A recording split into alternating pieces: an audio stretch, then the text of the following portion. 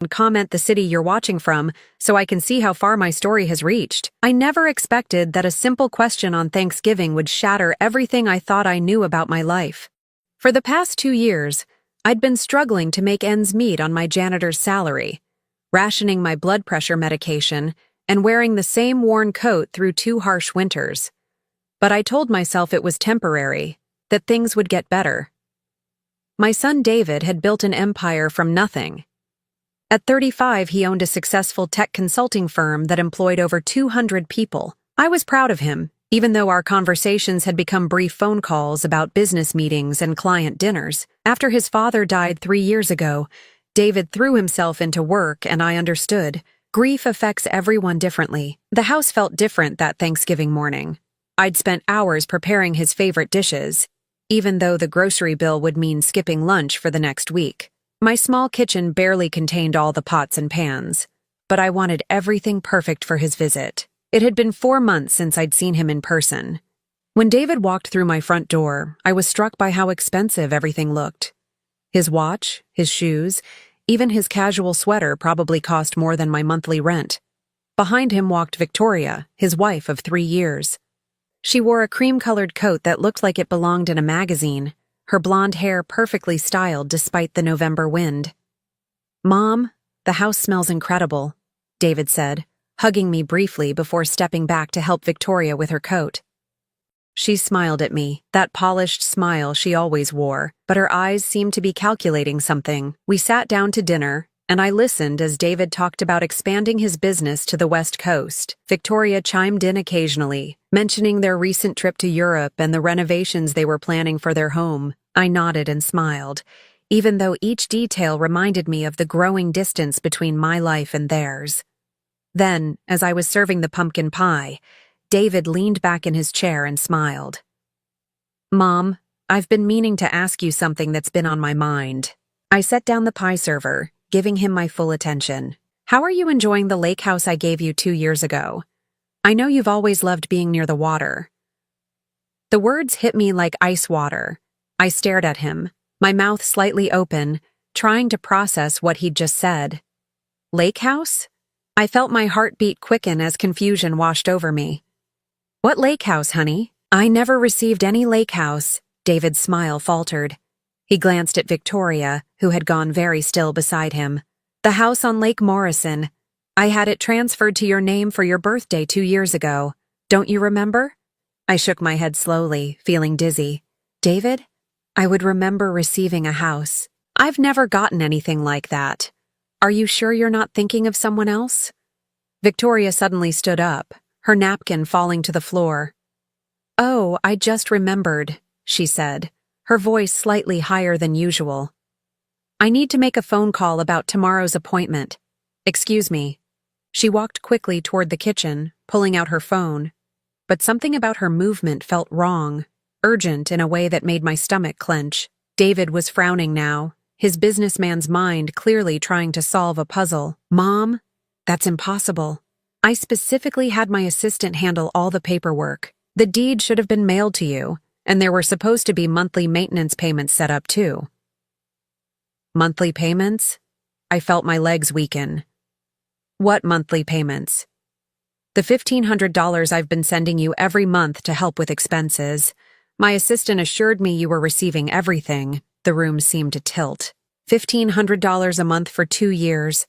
That was $36,000, enough to have changed everything for me.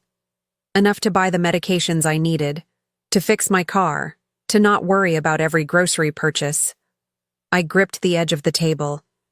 "David, I swear to you, I haven't received any monthly payments. I've been struggling to pay for my blood pressure medication. Last month I had to choose between groceries and my electric bill." David's face went white. He stood up abruptly, his chair scraping against the floor. "That's impossible. I have receipts, bank transfers. Everything should be documented." From the kitchen I could hear Victoria's voice, low and urgent, though I couldn't make out the words. My hands started trembling as the full weight of the situation began to settle over me. "Show me," I whispered. "Show me the paperwork." David was already pulling out his phone, scrolling through emails with increasing desperation. "I have copies of everything at home. The deed transfer, the payment confirmations. Mom, if you haven't been getting this money, then where has it been going? We both turned toward the kitchen at the same moment. Victoria's voice had stopped. The silence felt heavy, guilty. I stood up on unsteady legs and walked toward the kitchen doorway. Victoria was standing with her back to us, phone pressed to her ear, but she wasn't talking anymore. When she heard our footsteps, she spun around, her face flushed. "Everything okay?" David asked. But his tone had changed. It was the voice he used in business meetings when he suspected someone wasn't being truthful. Victoria's smile looked strained. "Of course, just confirming our dinner plans for tomorrow." But I could see it now, the guilt written across her features, the way she couldn't quite meet my eyes, the nervous way she was fidgeting with her wedding ring. "Victoria," David said slowly, "do you know anything about the lake house paperwork? You helped coordinate with my assistant on several things around that time." The silence that followed felt endless. Victoria's mouth opened and closed, but no words came out. In that moment, looking at her face, I knew. Somehow, some way, she had taken what was meant for me. The Thanksgiving I'd worked so hard to make perfect was about to become the day my family fell apart. The silence in my small dining room stretched like a taut wire ready to snap. Victoria stood frozen in the kitchen doorway, her perfectly manicured hands clasped so tightly that her knuckles had turned white. David was staring at his wife with an expression I'd never seen before, a mixture of confusion and growing suspicion. "Victoria," I said quietly, my voice steadier than I felt. "Where is my lake house?" She swallowed hard, her eyes darting between David and me. There must be some misunderstanding. Maybe the paperwork got lost in the mail, or perhaps there was an error at the bank. But even as she spoke, I could see the lie forming in her eyes. After working as a janitor for 15 years, cleaning offices late at night, I'd learned to read people. You see a lot when you're invisible to most folks, when they talk around you like you're not there. Victoria was lying, and she wasn't very good at it. David pulled out his phone again. "I'm calling Rebecca, my assistant. She handled all of this personally." "No, wait," Victoria said quickly, stepping forward. "Maybe we should discuss this privately first. Your mother has been through a lot, and I don't want to upset her more if this is just a simple mix-up." I felt a cold anger building in my chest. Upset me more? I'd been living on crackers and peanut butter for dinner most nights while she wore designer clothes and took European vacations. But I kept my voice calm. "Victoria, honey, I think we're past worrying about upsetting me. I need to know where my house is." David was already dialing. Within seconds, I heard a woman's voice on the other end. "Rebecca, it's David. I need you to pull up the paperwork for the lake house I purchased for my mother 2 years ago." There was a pause.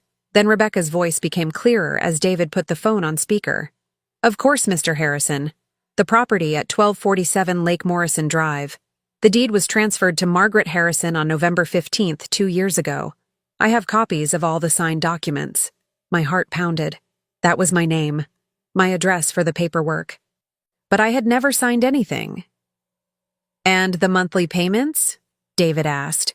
"All processed as requested. $1,500 transferred on the 1st of every month to the account you specified.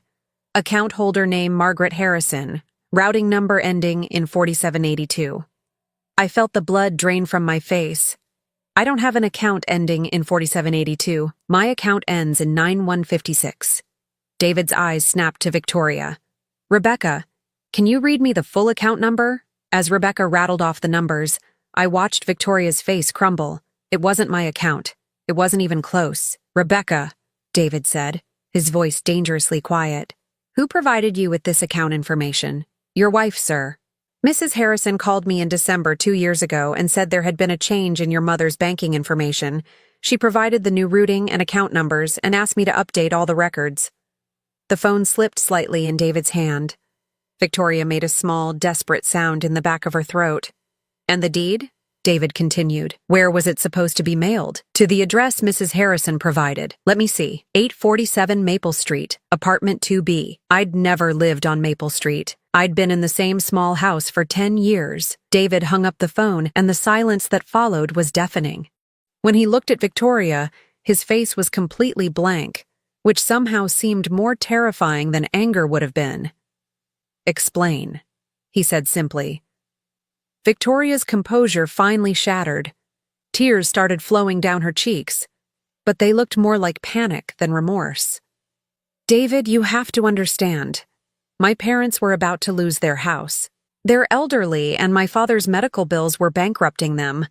I just borrowed the money temporarily." "Borrowed?" I whispered. "You mean stole."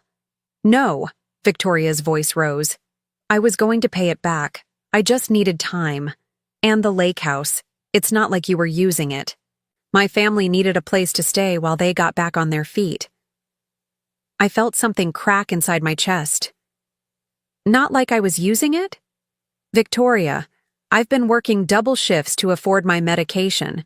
I've been eating 1 meal a day to make my grocery money stretch. I haven't been able to turn my heat above 60 degrees because I can't afford the electric bill." David was staring at his wife like he'd never seen her before. "Victoria, my mother could have died. What if she'd had a medical emergency and couldn't afford treatment?" "But she didn't," Victoria said desperately. "She's fine. She's healthy. My father has diabetes and heart problems. He needed the money more." The callousness of her words hit me like a physical blow. Fine? Healthy? I thought about the nights I'd lain awake, chest tight with stress, wondering how I'd pay for my next prescription. The times I'd stood in the grocery store, calculator in hand, putting items back because I couldn't afford them. "Where is my house now?" I asked, my voice barely above a whisper. Victoria wiped her nose with the back of her hand, her designer makeup smearing. "My parents are living there. And my brother's family. They've been renovating it, making improvements." "With my money," David said flatly. Victoria nodded miserably. I sank into my chair, feeling suddenly exhausted. For 2 years, I'd told myself that David was too busy to check on me regularly, that his success meant he didn't need to worry about his mother anymore. I'd been proud of his independence, even as I struggled alone. But all this time, he thought he was taking care of me. He thought I was comfortable and secure. "Mom," David said, his voice cracking slightly. "I'm so sorry. I thought you were okay. I thought you had everything you needed." I looked at my son, this successful man who'd worked so hard to build a better life, and I saw the little boy who used to promise he'd take care of me when he grew up. He'd tried to keep that promise, but the woman he trusted most in the world had stolen it from both of us. "How much?" I asked Victoria. "How much of my money did you take?" She was quiet for a long moment. "All of it," she finally whispered. $36,000. Plus a house that was probably worth at least $200,000 more. Victoria's family had been living like kings on money that was meant to keep me from poverty. David stood up slowly, his movements careful and controlled. "Victoria, pack your things. I want you out of my house tonight." "David, please," she begged, reaching for him. "We can fix this. I'll make it right. I'll find a way to pay your mother back." He stepped away from her touch. "With what money? You haven't worked a day since we got married. Everything you have, everything your family has been living on, was stolen from my mother." I watched my daughter-in-law fall apart, and I felt nothing. No pity, no satisfaction, just a hollow emptiness where trust used to be. She'd looked me in the eye for 2 years, had sat at this very table, knowing I was struggling while her family lived in luxury at my expense. As Victoria's sobs echoed through my small dining room, I realized that this Thanksgiving would indeed be unforgettable. But not because of the family gathering I'd hoped for. It would be remembered as the day I learned that sometimes the people who smile the brightest are the ones hiding the darkest secrets. After Victoria left that night, sobbing and begging for forgiveness that neither David nor I could give, my house felt different. Quieter, but not peaceful. The silence was heavy with unanswered questions and the weight of betrayal that seemed to settle into every corner. David wanted to call his lawyer immediately, but I asked him to wait. Not because I was having second thoughts about pursuing this, but because something told me we needed to know the full extent of what Victoria had done before we moved forward. Thieves rarely steal just once, and I had a feeling this went deeper than a house and some monthly payments. "Mom, you don't need to do anything," David said as he sat across from me at my kitchen table, his expensive suit wrinkled from the long, awful day. "Let me handle everything. You've been through enough." But I shook my head. For 2 years, I'd been the victim of Victoria's lies. I'd been helpless, unknowing, while she systematically robbed me of what little security I might have had. Now I knew the truth, and I wasn't going to sit back and let others handle my business. "I need to see it all," I told him. "Every document, every bank record, every piece of paperwork. I need to understand exactly what she did to me." The next morning, after David went home to change clothes and gather documents, I called in sick to work for the first time in 2 years. Mrs. Henderson, my supervisor, was surprised but understanding when I told her I had a family emergency. If only she knew. David returned with boxes of paperwork and his laptop. We spread everything across my small dining table, the same table where Victoria had sat just hours before, playing the role of the concerned daughter-in-law while hiding her crimes. The first document we examined was the deed to the lake house. My signature was there, clear as day, on a document I'd never seen before. But as I stared at it, something seemed off. "This isn't how I sign my name," I said, pointing to the signature. "Look at the M in Margaret. I always make it with a little loop at the top, but this one is just straight lines." David pulled out his phone and took a picture of the signature, then found an old birthday card I'd signed for him last year. The differences were subtle but clear once you knew what to look for. "She forged your signature," he said, his voice flat with anger. We kept digging. The bank records showed that the monthly payments had been going to an account that was indeed in my name, but at a bank I'd never done business with. Someone had opened an account using my personal information. "I need to see this account," I said. David called the bank, but they wouldn't give him information over the phone since he wasn't an account holder. So we drove there together, my hands shaking as I walked into the marble lobby of First National Bank with my driver's license and social security card.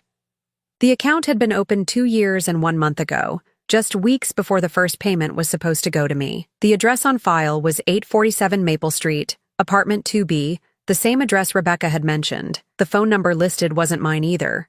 "Ma'am," the bank representative said, looking confused as she scrolled through the records, "you've never actually been in this branch before, have you?" "No," I said firmly. "I've never been here in my life." She showed us the signature card from when the account was opened, the same fake version of my name, signed by someone who wasn't me. "This is identity theft," the representative said, her voice concerned. "You need to file a police report immediately." But we weren't done yet. David had brought copies of all his financial records related to my care, and as we sat in the bank's customer service area, a more complete picture began to emerge. The monthly payments were just the beginning. David had also been sending additional money for my medical expenses, money I'd never seen. $500 when he thought I needed new glasses, $800 for what he believed was dental work, $1,000 last Christmas as a bonus. Every single payment had gone to the fake account. "How much?" I asked, though I was afraid to hear the answer. David's fingers moved across his phone's calculator. His face went pale. $43,000. Over 2 years she stole $43,000 from you. I felt dizzy. $43,000 was more money than I'd ever had in my life. It was enough to have changed everything. To have given me security and comfort in my older years instead of the constant stress of living paycheck to paycheck. We drove to 847 Maple Street next. It was a rundown apartment complex on the other side of town, the kind of place with flickering neon signs and broken concrete steps. Apartment 2B was empty with a "for rent" sign in the window. She probably rented it just long enough to establish the fake address, David said, his jaw tight with anger. But I was thinking about something else. "David, how did she get my personal information? My social security number, my date of birth, all the details she'd need to open that account?" He was quiet for a moment. "From our house. I keep copies of important family documents in my home office. She would have had access to everything." The betrayal cut deeper with each new revelation. Victoria hadn't just seen an opportunity and taken it. She'd planned this carefully, systematically stealing my identity and my money while living in my son's house, eating at his table, pretending to love him. That evening, as we sat in my living room surrounded by evidence of Victoria's crimes, David looked at me with tears in his eyes. "Mom, I'm so sorry. I trusted her completely. I never thought to verify that you were receiving the money because she was the one who suggested I send it in the first place." That detail hit me like ice water. "She suggested it?" David nodded miserably. "About 6 months after Dad died, she mentioned how worried she was about you managing on your own. She said it would be a wonderful gesture if I could help with your expenses, especially since business was going so well. She even offered to coordinate with Rebecca to set everything up." I closed my eyes, feeling the full weight of Victoria's manipulation. She'd positioned herself as the caring daughter-in-law, concerned about her husband's struggling mother, while secretly ensuring that every dollar meant for me would end up in her family's pockets. And the lake house? Same thing. She said you'd mentioned wanting to live near water, that it would be good for your health and peace of mind. She helped me find the property, negotiated the price, handled all the paperwork. Victoria had played my son like a violin, using his love for me against both of us. She'd made him feel generous and caring while systematically robbing me of everything he'd tried to give me. As David gathered up the papers to take to his lawyer, I sat alone in my living room, staring at the walls I'd grown so familiar with over the past 2 years. This small, cramped space with its old furniture and broken air conditioner wasn't supposed to be my reality. I was supposed to be living comfortably in a beautiful house by the lake, with enough money to buy my medications without counting pennies. Instead, Victoria's parents were probably sitting by that lake right now, enjoying their stolen retirement while I'd been rationing my blood pressure pills and wearing secondhand clothes. But knowing the truth, as painful as it was, felt like the first step toward getting my life back. Victoria had stolen more than money from me. She'd stolen 2 years of security, of dignity, of the peace of mind that comes with knowing your child is taking care of you. Tomorrow, we'd start the process of getting it all back. But tonight, for the first time in 2 years, I went to bed knowing exactly where I stood. And that knowledge, bitter as it was, felt like power. The morning David's lawyer called with the results of his investigation, I was scrubbing floors at the office building where I'd worked for the past decade. My knees ached against the cold tile, and my hands were raw from the industrial cleaning solutions. But I kept working because I needed every dollar from this job. At least I thought I did. "Mrs. Harrison." Mr. Patterson's voice was grim when I called him back during my lunch break. "We need to meet immediately. What we've uncovered goes far beyond what we initially suspected." David picked me up after my shift, his face drawn with exhaustion. He'd barely slept since Thanksgiving, throwing himself into the investigation with the same intensity he brought to his business deals. But this wasn't business. This was personal, and it was destroying him. At the lawyer's office, we sat across from Mr. Patterson as he laid out a file thick with documents.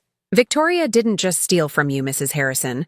She's been running what amounts to a small-scale fraud operation using your identity." The room seemed to tilt as he explained. "Victoria had used my personal information to open not just the one bank account, but 3 separate accounts at different banks. She'd applied for credit cards in my name, taken out a small loan, and even filed false tax returns claiming me as a dependent while reporting income I'd never earned.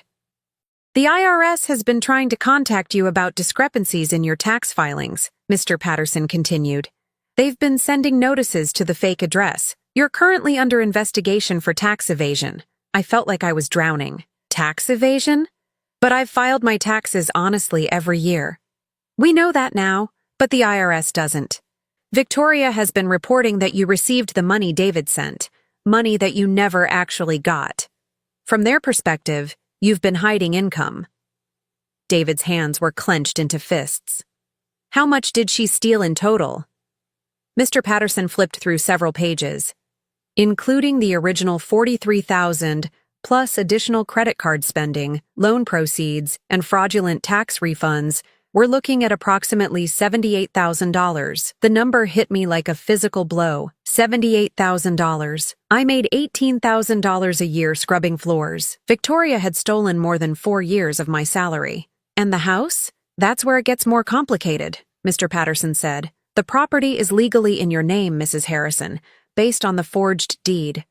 Victoria's family has been living there, making improvements with the stolen money, and they've actually increased the property value significantly."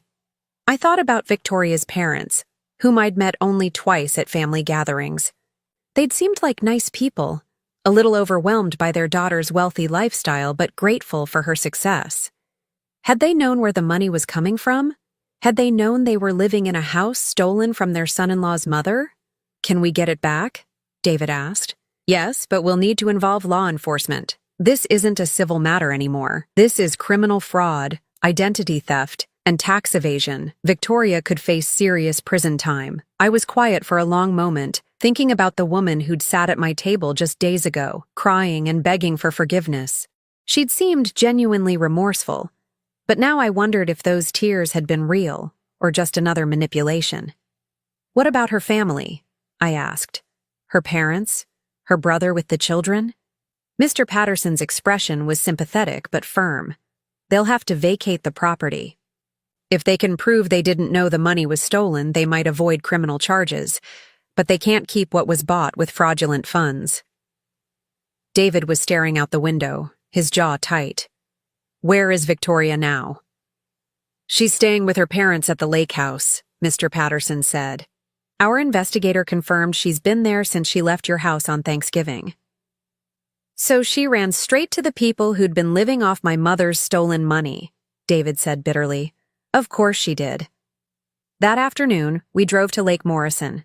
I'd never seen the house that was supposedly mine, and as we pulled into the long driveway, I gasped despite myself. It was beautiful, a sprawling ranch-style home with large windows overlooking the water, surrounded by mature trees and well-maintained gardens. This was what David had intended for me. This peaceful, comfortable place where I could have spent my retirement years watching the sun set over the lake, instead of worrying about whether I could afford my next meal. Victoria's father answered the door, his face falling when he saw David and me. "Oh," he said quietly. "We've been expecting you." Victoria appeared behind him, looking smaller and younger than I'd ever seen her. Her designer clothes had been replaced with jeans and an old sweater, and her face was puffy from crying. "Margaret," she said, her voice barely above a whisper. "I'm so sorry."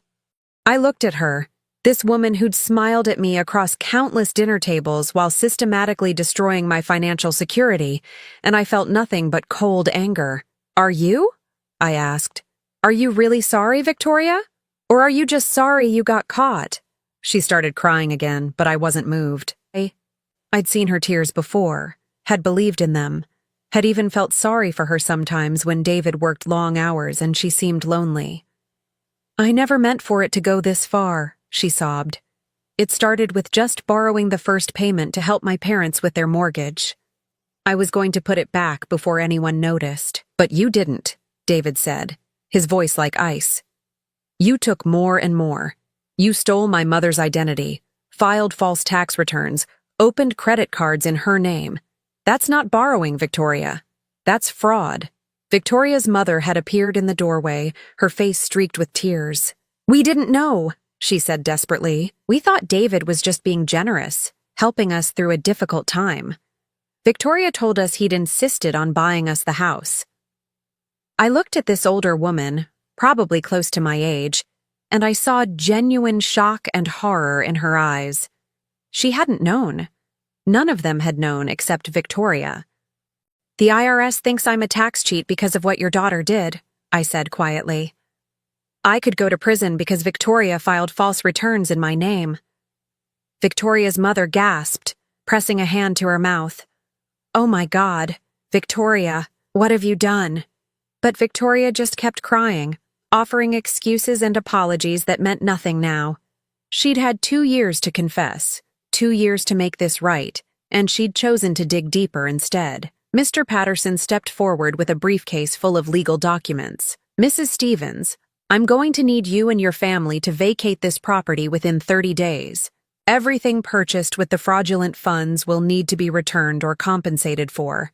As I watched Victoria's family absorb the reality of their situation, I felt something I hadn't expected. Relief. Not satisfaction, Not revenge, just relief that the truth was finally out in the open. "The police will be here tomorrow to arrest Victoria," Mr. Patterson continued.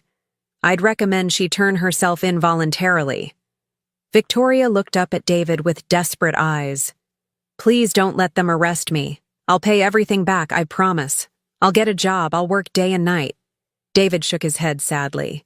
"With what skills, Victoria? You've never worked a day in your life. You don't even know how to work. All you know how to do is take." As we left the lake house, I turned back for one last look at the place that should have been my home for the past 2 years. Soon it would be, but it felt hollow now, tainted by the knowledge of how Victoria had stolen it from me. "Mom," David said as we drove away, "I'm going to make sure you never want for anything again. I'm going to take care of you the way I should have been doing all along." I patted his hand gently. "You were taking care of me, honey. It's not your fault that Victoria stole what you gave me." But as we drove back toward my small, cramped house, I knew that everything was about to change.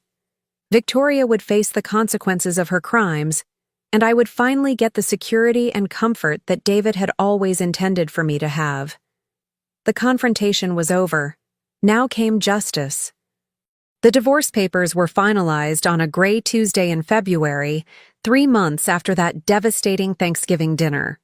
I sat in the courthouse hallway beside David as his lawyer emerged from the courtroom with news that Victoria had signed everything without contest. She'd already been sentenced to 18 months in prison for fraud and identity theft, and fighting the divorce would have only added legal fees she couldn't afford. "It's done," Mr. Patterson said, sitting down beside us. "The marriage is dissolved. All assets purchased with stolen funds revert to their rightful owners. Mrs.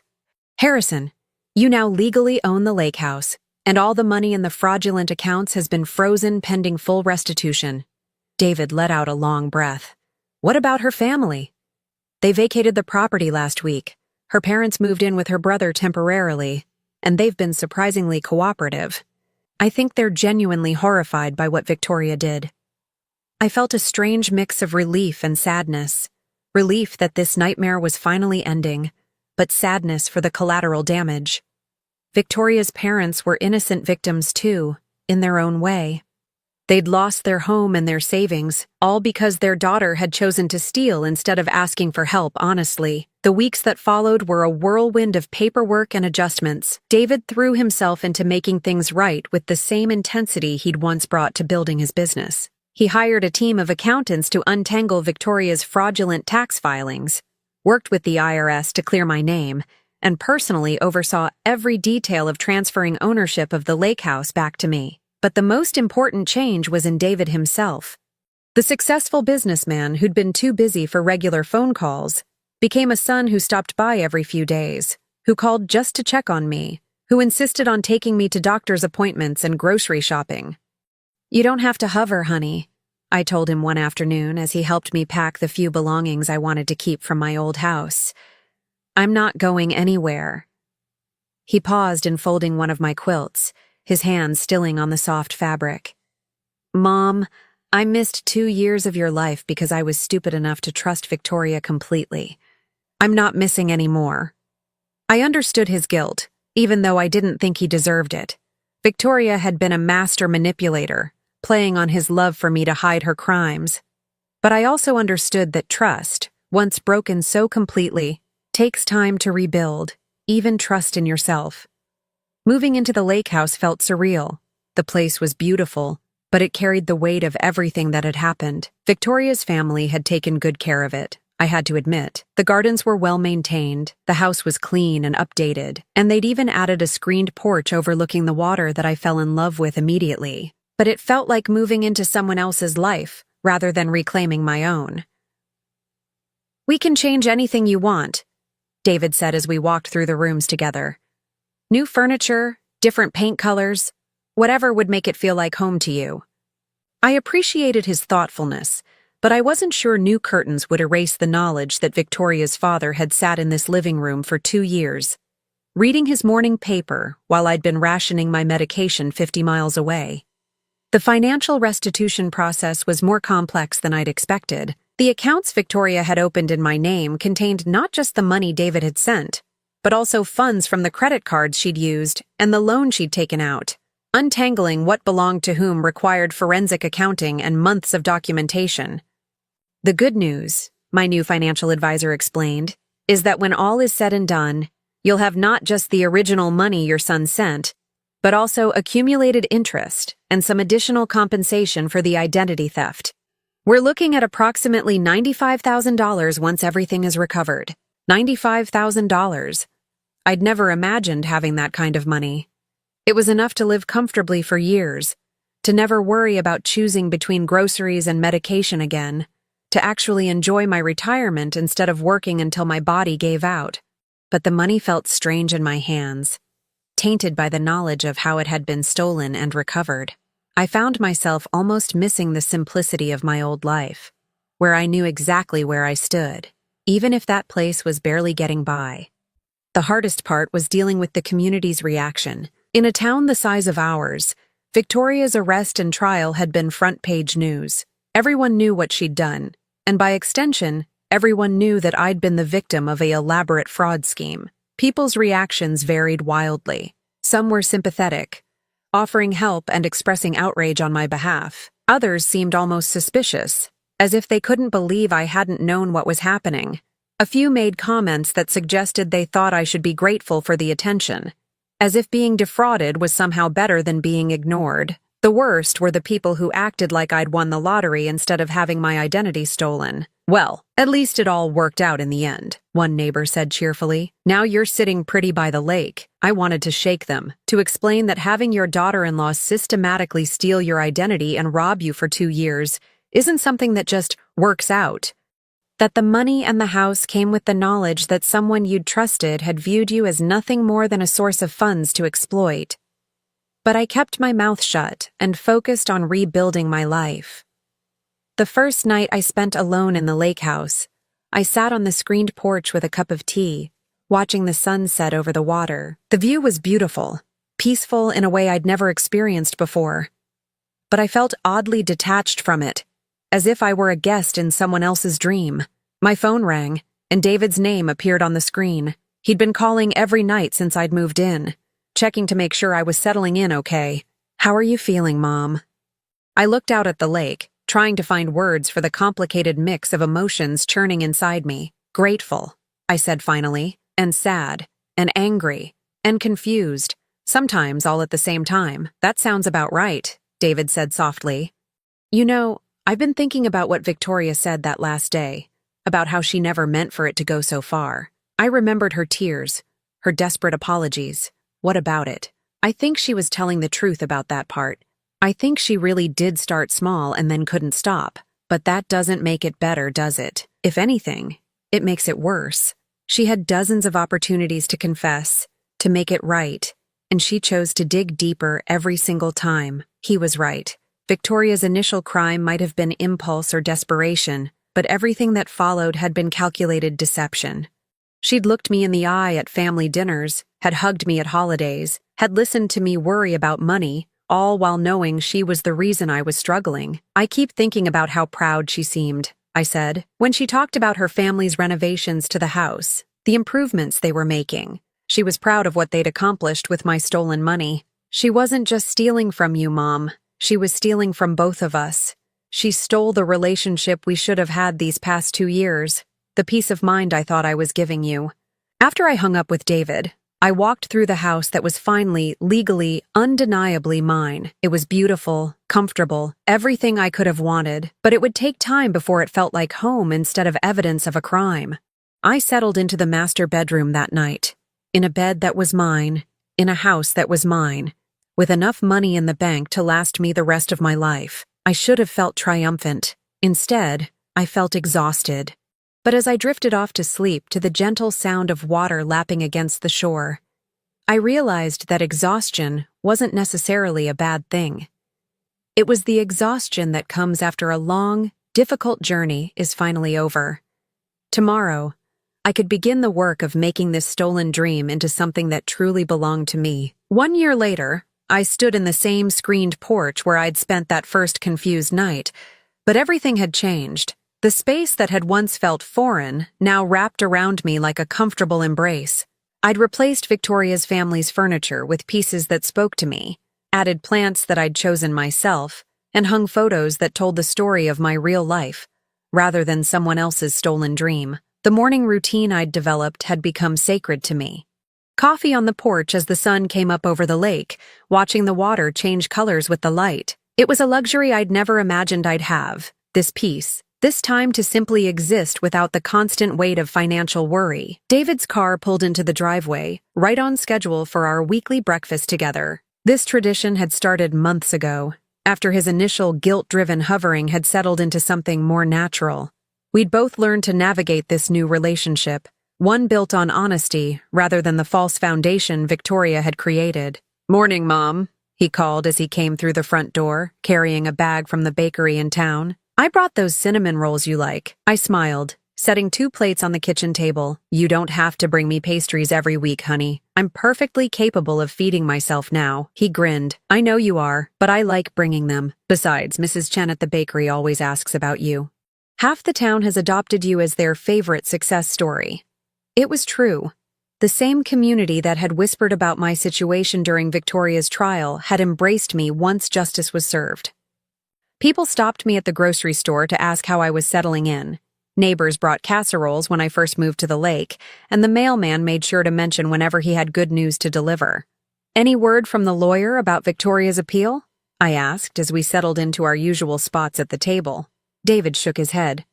"Her public defender filed the paperwork, but Mr. Patterson says it's basically a formality. The evidence was too overwhelming, and she pled guilty to everything. She'll serve her full sentence." 18 months had seemed like such a short time when the judge announced it, but as the seasons changed and my new life took shape, I'd stopped thinking about Victoria's timeline and started focusing on my own. "How do you feel about that?" David asked, studying my face carefully. I considered the question seriously. A year ago, I might have wanted Victoria to suffer more, to face consequences that matched the scale of what she'd stolen from me. But now, sitting in the house that was truly mine, with money in the bank and my son's genuine attention, revenge felt less important than it once had. "I feel like she's where she needs to be," I said finally. "Not because I want her to suffer, but because she needs to face real consequences for what she did. Maybe prison will teach her something that our family never could." Through the legal process, I'd learned more about Victoria's psychology than I'd ever wanted to know. She'd grown up in a family that struggled financially, always comparing themselves to others who had more. When she married David, she'd suddenly had access to wealth she'd never imagined, but apparently, it hadn't been enough. She'd needed to feel like she was the provider, the one who could solve her family's problems. "The therapist her lawyer recommended says she has something called entitlement syndrome," David had told me months ago. She genuinely believed she deserved whatever she could take because life had been unfair to her. I'd thought about that explanation for a long time. Life had been unfair to me too, when I'd lost my husband and found myself struggling to make ends meet. But I'd never considered that unfairness gave me the right to steal from others. "Have you heard anything about her family?" I asked. David nodded. "Her parents moved to Arizona to live with her aunt. Her brother found a job in another state. They're starting over, basically." I felt a pang of sympathy for them. Victoria's crimes had destroyed more lives than just mine. Her parents had lost their home and their savings. Her brother's children had been uprooted from their schools and friends, all because Victoria had chosen theft over honesty. "I've been thinking about writing them a letter," I said. David's eyebrows rose. "Really? What would you say?" "That I don't blame them. That I hope they're doing okay." I paused, stirring sugar into my coffee. Victoria made her choices, but they didn't deserve to pay for them. We sat in comfortable silence for a while, looking out at the lake. A family of ducks had taken up residence near the shore, and I'd gotten into the habit of tossing them breadcrumbs from my morning toast. Simple pleasures that I'd never had time for when every moment was consumed with survival. "I have something to tell you," David said eventually, his tone shifting to something more serious. I looked at him expectantly. "I've been seeing someone, a woman I met at a business conference. Her name is Jennifer, and she's nothing like Victoria." I felt a flutter of anxiety, then forced myself to relax. "Tell me about her," She's a forensic accountant, actually. She helps companies investigate financial irregularities. She knows what Victoria did, knows the whole story, and she's not interested in my money. She makes good money of her own. I smiled. A forensic accountant. That seems appropriate. David laughed. I thought you'd appreciate the irony. She's also incredibly honest, sometimes brutally so. She told me on our third date that she thought I was too trusting and needed to work on my boundaries. Smart woman. When do I get to meet her? Only if you want to. I'm not rushing anything this time. I'm learning to trust my own judgment again, and part of that means not seeking approval from everyone else before I know how I feel myself. I reached across the table and squeezed his hand. I'm proud of you for taking your time. But when you're ready, I'd love to meet her. After David left, I took my usual walk around the property. The gardens that Victoria's family had planted were thriving under my care, but I'd added my own touches. A vegetable patch where I grew tomatoes and herbs, a reading nook under the old oak tree, a bird feeder that attracted cardinals and blue jays. The house was becoming mine in ways that had nothing to do with legal ownership. It was filled with my choices, my memories, my quiet daily routines that no one could steal or forge or manipulate. That afternoon, I did something I'd been planning for weeks. I called my old supervisor at the cleaning company. Mrs. Henderson, this is Margaret Harrison. I wanted to let you know that I won't be coming back to work. There was a pause. Are you feeling all right, Margaret? You've been out quite a while now. I'm feeling better than I have in years, I said, smiling at the truth of it. I'm retiring. It felt strange to say the word. I'd never imagined I'd be able to retire, had assumed I'd work until my body gave out. But the money Victoria had stolen, and that had been recovered, combined with the house and David's ongoing support, meant I could finally stop scrubbing other people's floors and start living for myself. That evening, I sat on my porch with a glass of wine, watching the sunset paint the lake in shades of gold and pink. My phone buzzed with a text from David. Jennifer wants to know if you like Italian food. She's thinking of cooking for you next weekend. I typed back, tell her I love Italian food, but she doesn't need to impress me. I already like anyone who makes my son happy. As darkness settled over the water, I thought about the woman I'd been a year ago. Tired, struggling, proud, but quietly desperate. She would never have believed that this peace was possible, this sense of security and contentment. Victoria had stolen 2 years of my life, but in a strange way, her crimes had also given me something I might never have had otherwise. They'd forced David to truly see me, to understand that I needed more than just financial support. I needed his presence, his attention, his genuine care. They'd also taught me something about my own strength. I'd survived the theft, the investigation, the trial, the complicated process of reclaiming my identity and my life. I'd learned that I was tougher than I'd given myself credit for, more resilient than I'd ever needed to be before. I'd also learned something about forgiveness. Not forgiveness for Victoria, who would have to earn that through genuine change that I might never witness, but forgiveness for myself, for being trusting enough to believe in her lies, and forgiveness for David, who'd been manipulated just as thoroughly as I had been. As I locked up the house and headed to bed, I felt the deep satisfaction that comes from a day well lived and a life reclaimed. Tomorrow would bring new small pleasures, new quiet joys, new moments of peace that no one could steal. The lake house that had started as Victoria's crime scene had become my sanctuary. The money that had been stolen and recovered had become my security. The son who had been deceived into neglecting me had become my devoted companion. Victoria had tried to steal my future, but in the end she'd only delayed it. Now it was mine, fully and completely to live exactly as I chose. And I chose peace. Now, I'm curious about you who listened to my story. What would you